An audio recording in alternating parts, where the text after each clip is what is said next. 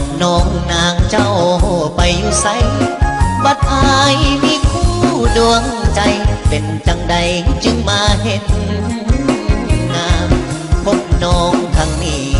เต็มที่แทนน้องกาดาตัวอายมีพันละยาแต่ว่าน้องยังเป็นสาวกล่าวคำอยากบอกออกจากปากว่าหักอีหลีแต่ของประเพณีของเรามีเมียหนึ่งคนบนความลำบากยุ่งยากหัวใจสับสนอยากเอาเมียเพิ่มอีกหนึ่งคนแต่จนใจ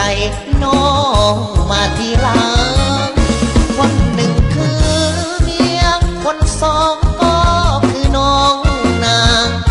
ตัวอายคนกลางหาทางต้องเลือกหนึ่งคนอยากเลือกน้องสาวย่านเมียตีผัวตายบ่ดนลำบากกับหญิงสองคนจำเป็นปล่อยนางเลือกเมียเอาจังสีลาอายว่าคบแบบน้องสาวย่านเป็นเรื่องเป็นราวน้องสาวจะได้โกรธเคือง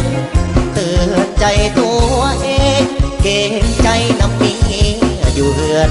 สองเอานั้นเปรียบเสมือนทับเท่าฟ้าแต่ว่าขาเมีย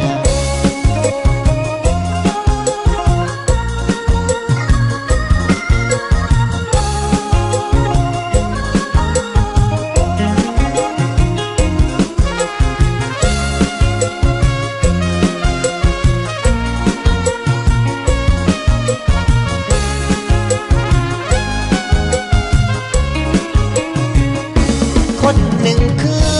เมียคนสองก็คือน้องนางตัวอายคนกลางหาทางต้องเลือกหนึ่งคนอยากเลือกน้องสาวยามเมียตีผัวตายบ่ดนลำบากกับหญิงสองคนจำเป็นปล่อยนางเลือกเมียเอาจังสีลาอายว่าคบแบบน้องสาวญาติเป็นเรื่องเป็นราวน้องสาวจะได้โกรธเคือง